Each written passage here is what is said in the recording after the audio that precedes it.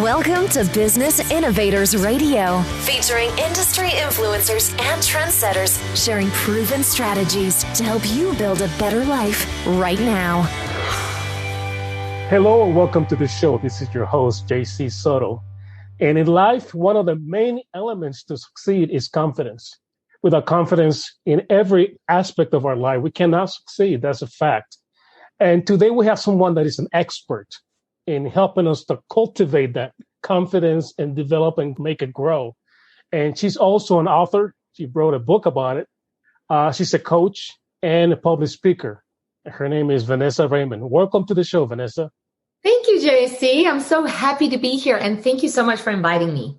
You're welcome. And let's talk about unstoppable confidence. That's what we need to have in our lives, not only in business, but in anything that we attempt in life. We got to have some big confidence in ourselves and confidence from other people that might want to join us and help us out. So can you tell us a little bit about the victory factor and how you're helping your clients achieve that unstoppable confidence? Absolutely, JC. I'm a little bit unconventional in the way I coach because my background is, I like to say, from the physical side, because I have been a dancer my whole life. And I was a musical theater performer for many, many years and also a fitness professional. So I've worked with hundreds and hundreds of people on fitness and also in the health and wellness industry, as well as I performed for years. So, what I teach really comes from my experience, not only working with people in the gym on their bodies, helping them create confidence through exercise, but also from the years and years of spending time in front of mirrors, also always comparing myself to others and going from audition to audition and dealing with rejection and, having the big highs and lows. And one of the most important things that I learned in my journey is that if you have a positive attitude and a magnetic presence, that is way more effective in life than just skill. Skill is important. We all study what we all get educated, and we should, in what we love and what we want to share and how we want to help others. But in the end, when it comes to retaining clients, getting new clients, getting those high-paying clients, if you don't have a certain amount of belief in yourself, a high belief in yourself, and confidence in what you do and what you have to give, all that skill really, then you cannot use it to the fullest. Because when it comes to people, really, they're attracted to you for who you are and whether they resonate with you or not. Skill is important, but in the end, if you want to keep those clients around and you want to really get those high-end paying clients, you really want to build your confidence. And then on the personal side of things, really, confidence determines so many things in our life. It determines decisions. We make decisions every day, all day. It helps make decisions. It helps us create fast action if we feel confident in who we are and what we do. And it can also determine who the people are that we end up choosing as a husband or a wife, or as a client or a boss or a lawyer or a doctor. The way you show up is everything. You say something that belief in yourself and belief that you can deliver, it doesn't apply just in business. It applies in any relationship you have, whether it be your family, raising your kids, with your spouse, with your friends. That belief's got to be there that you can be that person that they need you to be and that you want to be, and that you can deliver that result, right? Right. And JC, the truth is that there's so many people that underestimate their power and their ability to create this self-belief and this confidence. And unfortunately, when we don't value ourselves, we do attract people in our lives that take advantage of us because you come across as vulnerable. And there are, unfortunately, those vibrations that go out and people take advantage of that. And so I really am passionate about helping people, entrepreneurs, leaders, speakers, really step into their own power and understand what that is, how to attain it, and how to maintain it. What is it that they're afraid of to step into their own power? What's the fear or some of the fears that they'll bring up? Well, JC, according to human needs psychology, two of our main fears as human beings is that we might try and fail and we're not good enough, or that we won't be loved because of succeeding or because of maybe standing out, not fitting in, right? So I think a lot of people subconsciously, they sabotage themselves because of those fears. I think those are the most common fears, and they exist in all of us as human beings. And so I really like to dig deep with my clients and find out where those fears sit. And I think in the end, it really is about understanding that it's not about comparing yourselves to others. It really is about focusing on your life purpose and your goal and really focusing on yourself and your self-growth. That is a huge part of building your confidence. So those are also probably misconceptions, right? There's some misinformation out there. What else you think can you share with us that there are some false beliefs about what confidence is and the benefits that it can bring to our lives? Right. And there's a fine line, JC. I'm glad you asked this question. There's a fine line between confidence and arrogance, right? I often get that question. People are like, yeah, but I don't want to come across as arrogant, and I don't want people to think I'm better than them. I think one of the misconceptions is that we feel if we step into our power and we stand in our beliefs that we're going to alienate people because we are going to make them feel small. That is a total misconception. When you really authentically step into your own power and you understand who you are, what you are about, and you show up in that way, you're actually empowering the people around you. You are giving them permission to do the same. As human beings, we are so connected. And I know if I step into a room and there's someone that really is confident in a really authentic way without being pretentious, I really admire and respect that person. And I feel like I want to step it up. And so I really, myself, my goal is when I'm around people is to have them feel empowered. I want them to feel good about themselves. And when you are confident, you tend to find it easier to hand out compliments and really communicate with people. That's part of what I teach. Is communication is a big part of what I teach. Because if you understand communication and you can communicate effectively and you understand that by making others feel worthy and by making them feel good about themselves, they will connect with you and you can have a much deeper conversation, a much deeper connection, and create much better relationships that way. And you make a really strong point. When I was in the service in the Air Force, the higher up officers were really, really relaxed. They made you feel like you were actually part of the team. They'd come talk to you like a human being, even though they were probably 10 to 12 levels above you. And they were in charge of probably 50,000 people. But every time they came around, it was like they haven't seen you in a while. They want to talk to you. So I think that's a very good point. You don't have to be arrogant and you don't have to distance yourself from people because you have success already, but you still have to keep that confidence going and be that person that people feel confident with and comfortable with at the same time. Right. I'm all about making people feel comfortable, because when someone feels insecure or they're feeling less than confident, it is very difficult for them to communicate properly.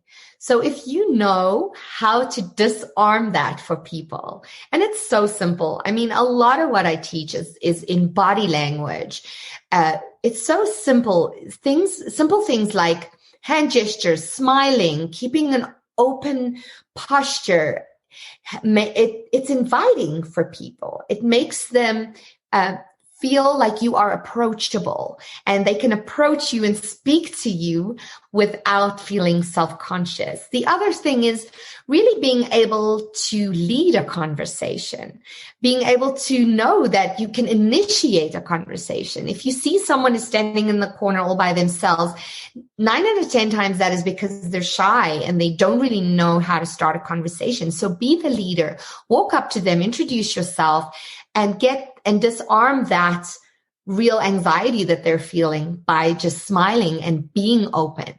You lead by example when you do that, and people start looking up to you now to start doing the same thing with other people in the room, because now this, like Gary Barnes will say, you're safe. People can talk to you. You don't have an agenda. Right. You just want to connect, right? Right. I love how he expresses that you are a safe person, someone that someone can feel confident with, comfortable with, and they can relax. Absolutely. The other side of this, JC, which is a big part of what I teach, I talk about the snowball effect.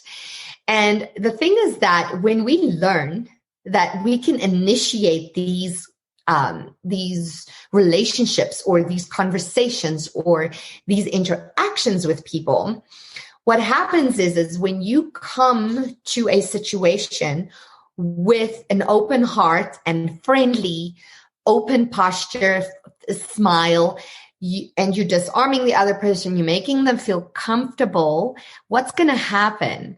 They're going to do the same for you. And so that back and forth of and also if you are aware and you know your posture, your body language, you're smiling, you have that good positive attitude and that smile, people are going to compliment you. And the more you get that from other people, the easier it is to act in that way, because you're starting to embody it, because you can feel it. When people start looking at you and they go, "Oh my gosh, you look so great today. What are you doing?" And you go, "Well, I'm breathing, I'm standing tall, I'm smiling," and it really, it's kind of mind blowing how simple it actually is, but it's about getting the ball rolling. I always say we want to get you into that growing snowball effect and out of the downward spiral, because you can choose which way you go. That's right. It's just making a conscious decision and having the tools that I essentially teach to help you go into that snowball effect, as opposed to hitting that downward spiral and not knowing how to get out of that.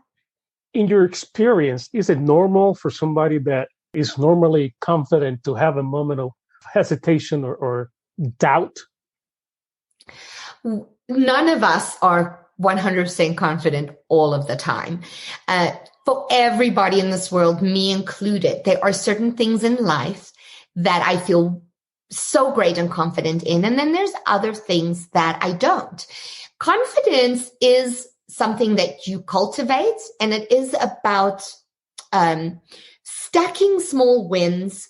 So the thing that you've practiced, that will be the thing you are most confident in. If you're starting something new, it is natural to not feel confident. And that is why you always hear all these self-help leaders talk about the fact that you have to build on something, and it's uncomfortable to do something new. And in order to grow, you have to step into that discomfort.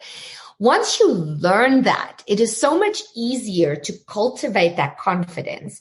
A lot of people shy away from that uncomfortable feeling because they don't know what to do with it. And they're like, but if once you realize it's the same for everybody, no matter how confident you are in one thing, if you step into doing something new, you have to build that confidence by practicing. And like I said, stacking those small wins, doing things step by step. And as you get better at what you're doing, the more confidence you gain in that area of your life. That's right. Somebody said that for anyone to be good at something, at first you have to be horrible at it, Right. because, it's the first time. But it seems like to be a misconception when we see all these people like on TV or social media and they look all so confident. It's a mistake to think that that's 100% of the time, that's what that person is. They have their moments of hesitation and of doubt. Yep. You're right. Every single one of those people, if you go and speak to them and you ask them what their first day on TV was like, I'll tell you what, they were crap scared out of their mind. The thing is to still do it anyway, and know that the more you do it, the better you're going to get, the more comfortable you're going to get. I work with a lot of my clients on virtual, because right now there's so many people that are nervous to get on Facebook Live or get on Zoom, and they just don't want to look at themselves. They're like, I can't stand looking at myself. And what we need to learn and realize is that we are all hypercritical of ourselves. Other people do not see us the way we see ourselves. And so we need to understand that I know when I look at myself in the screen, I go, well, my tooth is skew. I have an odd smile. I have a droopy eye. We see all those things. And unless you make your audience aware of it, they don't see it. And the mistake that we make is we apologize for the things that we think aren't good enough or what we see as our shortcomings. But unless we are mentioning that to other people, they will never notice. Sometimes they're more concerned with themselves than with us. They're more insecure sometimes than we are, and we don't realize. Right. So can you give me an example of someone that was really lacking self-confidence and you help that person just break through and get to the other side and feel more confident and more at ease for themselves? Yes. Oh, so my story, I love telling this story because for me, it was a huge light bulb moment and a real pivotal moment in my life. I would say that is really where I discovered the value of what I teach. And at the time, I didn't know what I was teaching. I had this thing happen and I had to go and analyze what had happened. And that is really what sparked the victory factor and my killer confidence concept for me. I was working at a Pilates studio at the time in Las Vegas, and I was sitting at the front desk when this young lady walked in, and I literally couldn't see her face. She was obviously very shy. She had her hair hanging across her face. She was looking down. She was speaking in a very soft, timid voice. I signed her up for a few sessions. She came in the next day for her consultation. And while speaking with her, during my consultation, I discovered that she had a cancerous tumor in her neck removed. So she had no skin or muscle on the one side of her neck. She had a big gouge, and it all made sense to me in that moment why her posture was what it was, because she was hiding. She was trying to hide this. At the time, I was just teaching Pilates, right? So I just treated her like any other client. However, I intuitively, after each session, I would have her get up from the reformer or the Cadillac, wherever we were working, and I'd have her stand in front of the mirror. And I'd have her stand nice and tall, and I'd have her smile and wipe her hair out of the way. And I just say to her, look how beautiful you look, standing beautiful and tall. We did this week after week after week. She'd come to me twice a week. And of course, Pilates, those of you who are familiar with it, is all about posture and stabilization of the core, right? So what happens is you naturally grow a little taller and your posture improves. And of course, she was starting to feel stronger and she was starting to feel healthier, all the things that come with it. 10 weeks into her treatment, 10 weeks into her Pilates sessions, She came waltzing in the door. I didn't even recognize her. She had cut her hair completely short, like a pixie style, spiky hair. And she was just smiling and beaming with confidence. And right behind her was a gentleman, and he walked straight to me. I hadn't met him before, and he came in for the hug. And he said, "Hi, Vanessa, I really wanted to come in and meet you. I'll call her Rebecca just for the sake of talking about her. I'm Rebecca's husband, and I just want to tell you that you have changed her life." And I didn't know what had just happened. I mean, obviously it was a very, very emotional moment for me, and I still get emotional when I tell the story. But I couldn't believe that just doing Pilates with her every day had literally changed her life. But when I analyzed it, I realized, and now that I've studied it and I understand that body-mind connection more and the way our posture and body language affects our mental, emotional state, I understand what happened there. And that's essentially kind of the foundation of what I teach now. Wow. That's a really inspiring story. There's so many people that go around without even having anything physically wrong with them, but have that lack of confidence, years and years and years with that. And to have that moment of transformation is amazing. Right. And JC, since then, I've learned, that three of the main, I like to call them, I have my four foundational, the four cornerstones of confidence, I call them, but they're really the same principles that affect our success, that affect our confidence, that affect our life, is understanding how our posture, the way we act, our focus, what we think, the language that we speak. And then I added the exercise element because along with posture and body language, I feel like when people understand what that does for your life and your psyche and your mental emotional state, it's unbelievable. And they're all linked. And when you heighten your awareness of those four things, it is life-changing. I'm also what's called a Silva mind training instructor. I teach people how to use their mind to accomplish things and goals and visualize. And one of the things that my training teaches people is how to use your mind to change how you feel about yourself in an instant. And I'm glad you talk about using your mind and using your posture and using all the elements that you have, because most people don't even realize the power they have.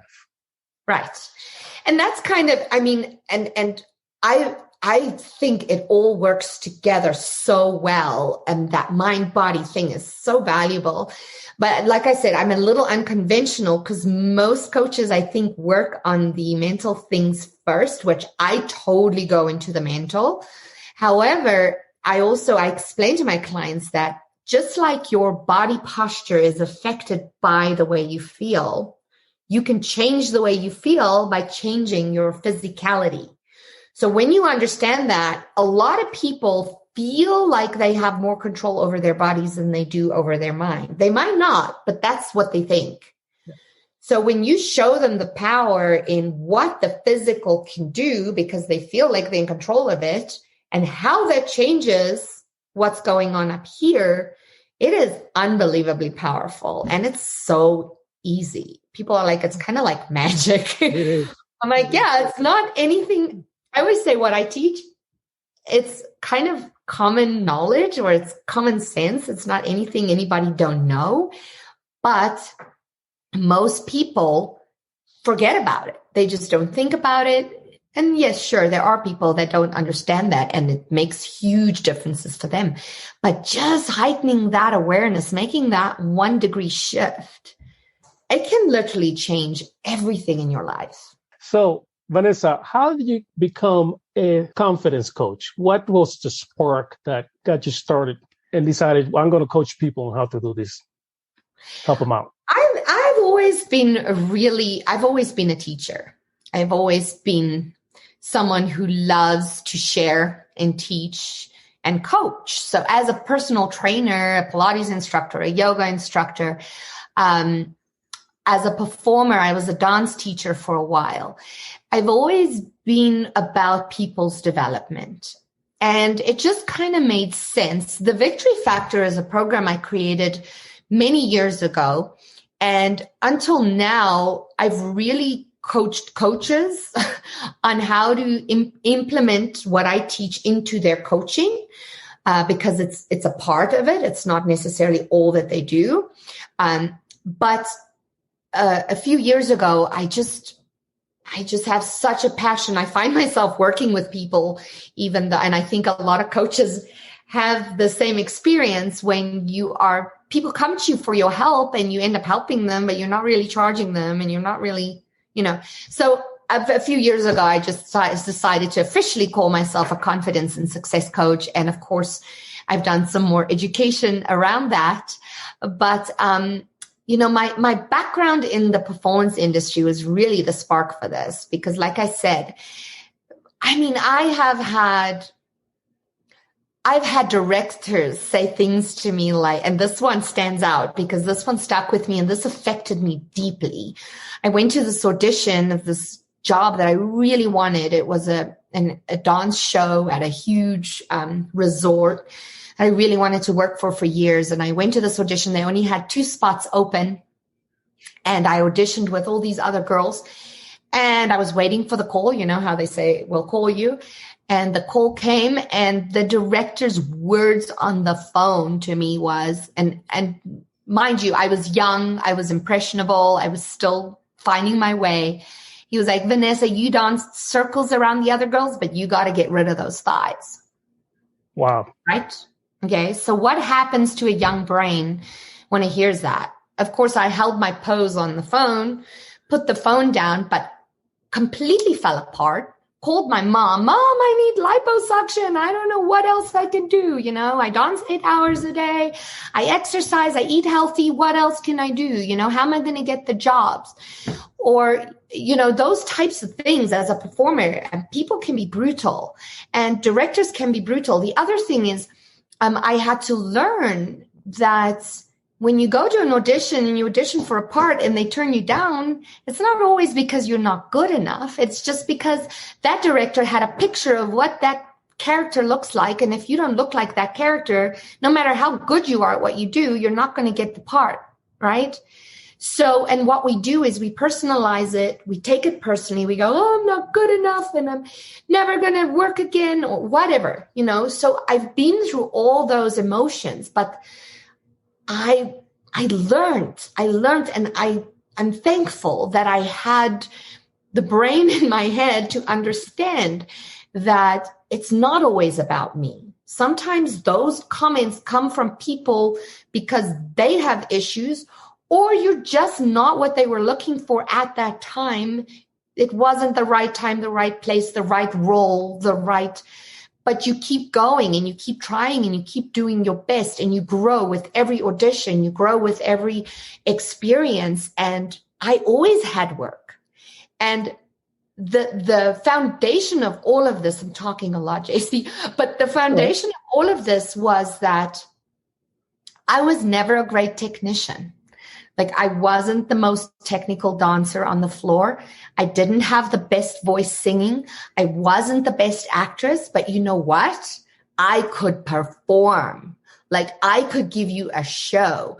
I could put all of that together and, do, and I was reliable and I was positive and all these things. That's what kept me working.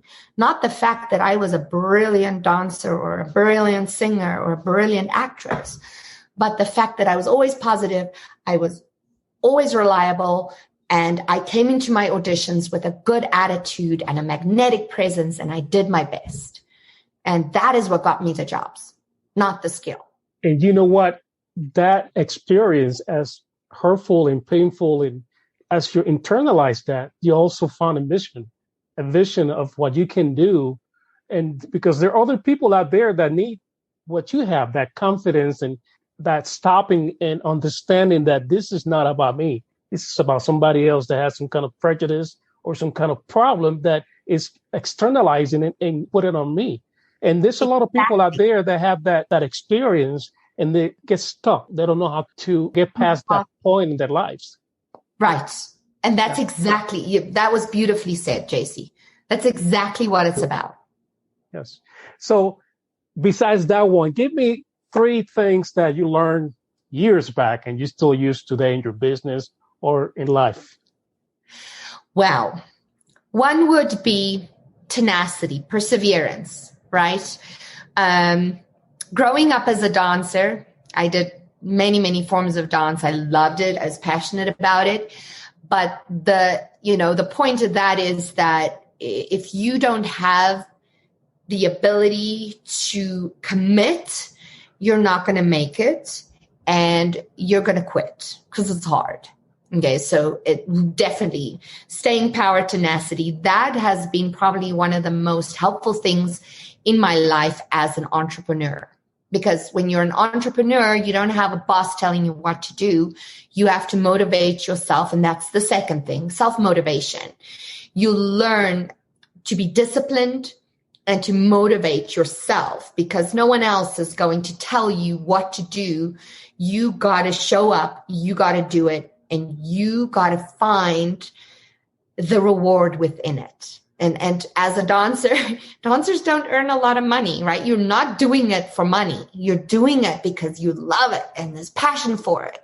And so the drive cannot be coming from earning a lot of money. That's not the drive. The drive is just understanding the internal rewards that come from going through the trials and tribulations and getting out the other side successful. So, those are really things that I would say self-discipline, self-motivation, and tenacity. Those would be the 3 main things that I've learned in my life that has stood me through. I mean, in some of the worst times of my life when I didn't know where my next job was going to come from, because as a performer going from audition to audition, it's not like, you have a gig and it ends and then you have to look for your next job and your next job and your next job. It's not like having a job somewhere where they employ you for 20 years, especially not in South Africa where I'm from. Contracts were short. Our longest contracts are about a year. And then you have to look for your new gig or your new job. And so if you don't know how to get up in the morning, go to the gym, do what you got to do, even when you don't have a job and you're not earning money, you're never going to survive. Right. So you said tenacity, self-motivation, and self-discipline. Discipline, yes. So Absolutely. Those are 3 elements of confidence. Because you got to have confidence to be able to follow through, motivate yourself to do what needs to be done without anybody looking over your shoulder, right? Yeah. Tenacity, you got to be confident to keep going no matter what. You find a way around it. Exactly. And self-discipline, you got to have the confidence that you can do it. So those are 3 elements of unstoppable confidence, for sure. Right. You are correct. So you can see where it's all coming from. And JC, a very interesting thing, the way you build confidence is, like I said, is you start uncomfortable and you're okay with failing and you have to keep trying. But what we have to realize is that it starts with accountability to yourself. Because if you can, your subconscious doesn't understand whether you are being accountable to a boss or a job or whether you're being accountable to yourself. Right? To the subconscious, that's all the same. So it's the small things in our everyday life that if you make yourself a promise or you set a goal for yourself, make sure you do everything you can to reach that goal, whether it is, for the next week, I'm going to wake up at 5 a.m. and write in my diary or whatever it is you want to do. If you miss one morning, your subconscious is like, you know what? You're not even accountable to yourself. How can you be accountable to the world? And all those little negative voices start coming. So if you can start with the little things and stack those small wins, whatever it might be, just whatever it is you decide, just stick with it and do it for yourself. That is the best way to start building your confidence. I agree with that. Now let's talk about your book before you leave. Let's Right. talk about your book. What's the name of your book and what is it about? All right. My book is called Killer Confidence, Your Ultimate Guide to Unstoppable Confidence, Self-Confidence. And it really is, it's an easy read. It's a quick read. I wanted to make it simple, but it's practical. Everything in here, I've shared some of my stories to be sure it's an interesting read. And then I explained how I apply the principles and the things that I teach in order to reach the results. And it's actually like a little workbook. It has a lot of information. It has pictures. It has some exercises you can do. I mean, like little like worksheets and stuff that really, really helps. Excuse me. But it's all about practical tools that you can implement the moment you read this book. And that's the way to get started. And I just wanted to get it out there. I want people to succeed, and I want people to feel great about themselves. Congratulations. And is that on Amazon? Where can people get it? Yes, they can get it on Amazon. They can just search Killer Confidence by Vanessa Raymond, and it should pop up. But if you're local, if you're in the United States, if you order from my website, readkillerconfidence.com, I can send you an autographed copy. What's the name of the website again? The website, it's readkillerconfidence.com. Okay. And go ahead. Oh, yeah. And you can also find it on my Victory Factor website. So it's on Amazon, readkillerconfidence.com, or victoryfactor.com, but readkillerconfidence.com. If people wanted to contact you and have a talk with you, how can they do that? There's various ways. Firstly, I always love new friends on social media. So if you want to connect with me on Facebook, you can just find me as Vanessa Raymond in Colorado. My Instagram handle is Vanessa Raymond 04. And then I'm also on LinkedIn. You can find me there. Otherwise, you can please email me at vanessa@victoryfactor.com. Just like you say it, victoryfactor.com. Okay, this is a fascinating subject. I really love it. Thank you for educating us about confidence, and I really appreciate you coming along with us. Thank you, JC. Thank you so much for having me today, and love you all. Have a great day. Thank you. And to my listeners, all her links are going to be below the recording. Until next time, this is JC with Online Media 360. Bye for now. Thanks for listening to Business Innovators Radio. To hear all episodes featuring leading industry influencers and trendsetters, visit us online at businessinnovatorsradio.com today.